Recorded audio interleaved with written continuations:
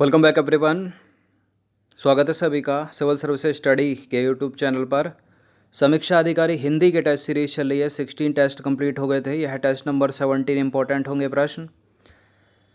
देखिए ये प्रश्न यूपीपीएससी जो सीसेट पेपर होता है, सेकंड पेपर जो 11 अक्टूबर को होगा आपका यूपीपीसीएस, उसके लिए भी इम्पोर्टेंट है क्योंकि इसमें 100 सवाल आते हैं और उसमें 15 प्रश्न जो है 15 से 16 प्रश्न हिंदी के भी आते हैं, 15 से 16 अंग्रेजी के भी आते हैं। तो इन 15 से 16 में आपने 13 या फिर 14 तक करेक्ट कर लिए तो दूसरे जो प्रश्न हैं जो इंग्लिश के आते हैं, कुछ रीजनिंग मैथ, उनके कम भी करोगे तो क्वालिफाइड कर जाओगे, क्योंकि 33% लाना वहाँ पर अनिवार्य है 100 में से, यानी 33 लाना पड़ेगा आपको।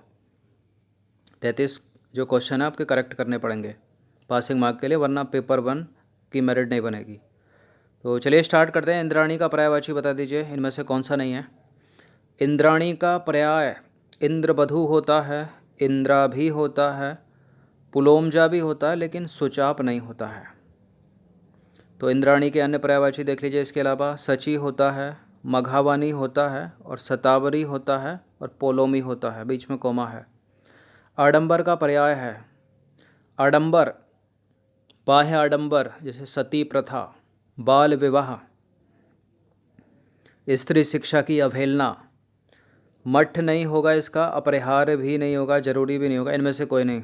आडंबर का मतलब एक तरह से हो गया दिखावा, ढकोसला, स्वांग, ढोंग। अभिजात का पर्याय नहीं है।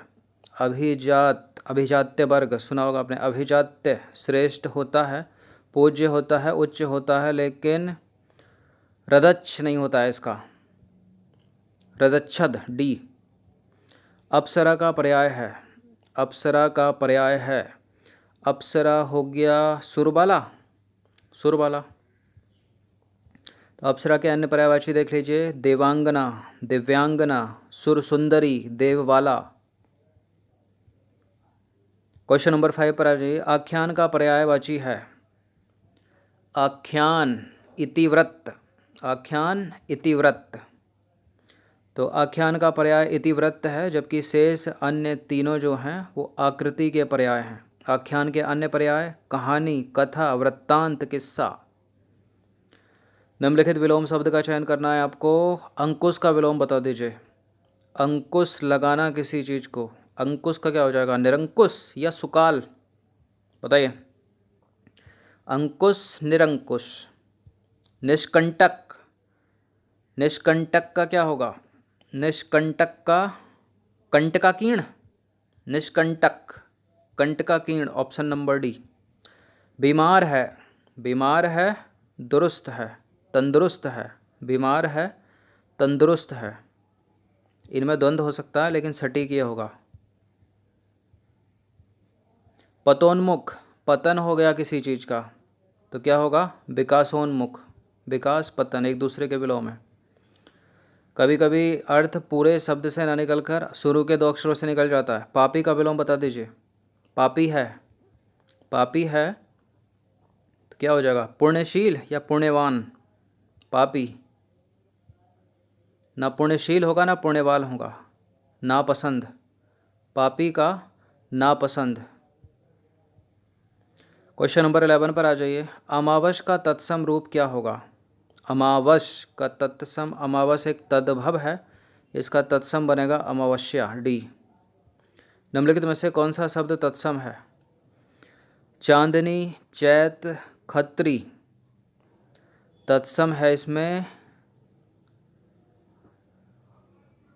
तत्सम शब्द इसमें है गायक।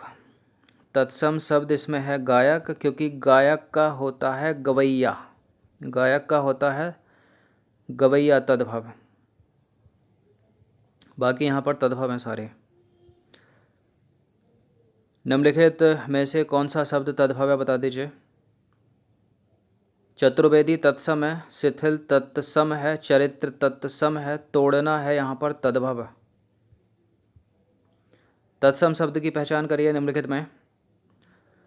वर्षा तद्भव है, हाथी तद्भव है, बारात तद्भव है, आंसू तत्सम है, सी। तालाब का तत्सम बताइए। तालाब का तत्सम तड़ाग होता है। निमंत्रण का तद्भव बताइए। निमंत्रण का तद्भव नवेता या न्योता? निमंत्रण का तद्भव न्योता। लुनाई का तत्सम, लुनाई एक तद्भव शब्द है, इसका तत्सम बनेगा लवणता। लुनाई का लवणता, डी। शुद्ध वर्तनी कौन सी है? पुनरुत्थान। कौन सा सही है? पुनरुत्थान ये वाला, या पुनरोत्थान होता है, या पुनरुत्थान होता है? देखिए पुनरोत्थान नहीं होता है, पुनरुत्थान होता है, ये वाला होगा बी। अशुद्ध वर्तनी का चयन करना है निम्नलिखित में से। क्वेश्चन नंबर 19 है। नारायण, नारायण शुद्ध है। रामायण, रामायण शुद्ध है। विख्यात, विख्यात शुद्ध है। फाल्गुण नहीं होता है, फाल्गुन होता है, फाल्गुन होता है। शुद्ध वाक्य का चयन करना है आपको, शुद्ध वाक्य का चयन करना है, यानी 3 इसमें अशुद्ध होंगे, केवल एक ही शुद्ध होगा। तुमने मुस्कुरा दिया, पुस्तकों को ले आओ, इतनी देर से आप क्यों आए, उनकी दृष्टि चित्र पर गड़ी है। तुमने मुस्कुरा दिया, तुमने मुस्कुरा दिया, तुमने मुस्कुरा दिया, या तुम मुस्कुरा दिए, गलत है पहला स्टेटमेंट। पुस्तकों को ले आओ, पुस्तक को ले आओ, इतनी देर से आप क्यों आए, क्वेश्चन मार्क नहीं है। उनकी दृष्टि चित्र पर गड़ी है, ये डी करेक्ट है। शुद्ध वर्तनी की पहचान करनी है आपको, अशुद्ध वर्तनी की पहचान करनी है आपको। इस कार्य में देरी होना स्वाभाविक था, इस कार्य में देरी होना स्वाभाविक था, करेक्ट है। स्वाभाविक देख लीजिएगा। इस समय आपकी अवस्था 40 वर्ष है। यह भोजन 10 आदमी के लिए है। मैंने सारी पुस्तकों के नाम लिख लिए हैं, मैंने सारी पुस्तकों के नाम लिख लिए हैं, करेक्ट है। यह भोजन 10 आदमी के लिए नहीं, 10 आदमियों के लिए है, गलत हो गया। इस समय आपकी अवस्था 40 वर्ष है, तो अपना आंसर सी हो गया। लोभ शब्द का विशेषण बता दीजिए। लोभ शब्द का विशेषण क्या होगा? लोभी, लोभ का विशेषण लोभी। काला घोड़ा दौड़ा, काला घोड़ा दौड़ा में विशेषण क्या है? काला घोड़ा दौड़ा, दौड़ा तो क्रिया विशेषण है। काला घोड़ा, घोड़ा कैसा है? काला है, तो काला विशेषण है, काला नीला पीला। तो इस वाक्य में काला विशेषण है, जबकि घोड़ा क्या है? संज्ञा है।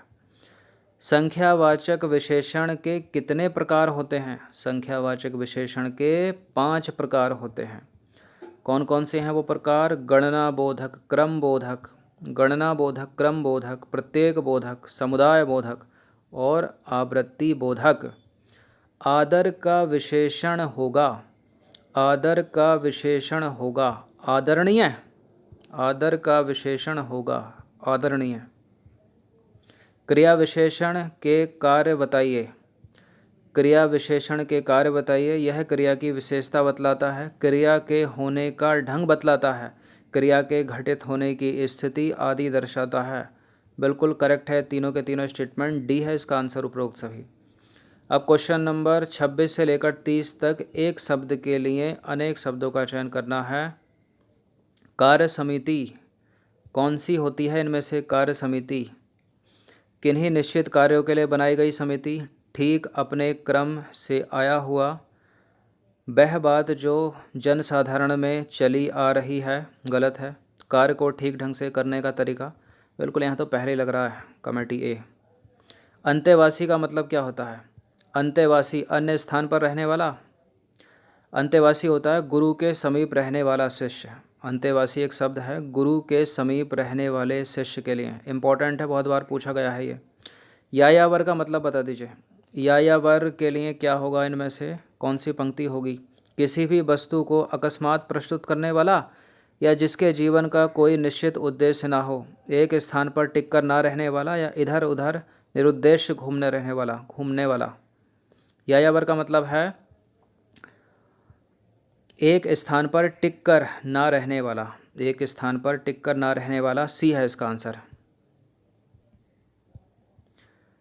क्वेश्चन नंबर 29 पर आ जाइए। प्रष्टव्य, प्रष्टव्य का मतलब है जिससे प्रश्न पूछा जा सके। क्या है प्रष्टव्य का मतलब? या बीता हुआ। देखिए पूछे पीछे देने योग्य नहीं है, बीता हुआ नहीं है, जिससे प्रश्न पूछा जा सके ये भी नहीं है, पूछने योग्य है। प्रष्टव्य का मतलब क्या होगा? पूछने योग्य। अंतिम है युयुत्सु। युयुत्सु सदा अमर रहने वाला नहीं होता युयुत्सु, लड़ाई में शहीद हो जाने वाला नहीं होता युयुत्सु, दूसरों को हंसाने वाला नहीं होता युयुत्सु, युद्ध करने का इच्छुक होता है युयुत्सु, युद्ध की इच्छा करने वाला युयुत्सु। ये भी इम्पोर्टेंट है। तो 6 टॉपिक हैं ये, इन्हीं 6 टॉपिक से 10-10 करके प्रश्न आएंगे, क्योंकि सिलेबस यही है समीक्षा अधिकारी सहायक समीक्षा अधिकारी का। ये प्रश्न यूपीपीसीएस के सेकंड पेपर में भी पूछे जाते हैं, जिसको सीसेट का नाम दिया जाता है, और उसमें टॉपिक थोड़े बड़े हैं। उसमें इसके अलावा एक पैसेज भी आता है, उसमें अलंकार भी आते हैं, समास भी आते हैं, और बाकी ये भी आते हैं। और इसमें तो तत्सम तद्भव है, उसमें देशज विदेशज भी आते हैं, तो उनकी प्रैक्टिस कर लीजिएगा। चलिए, धन्यवाद।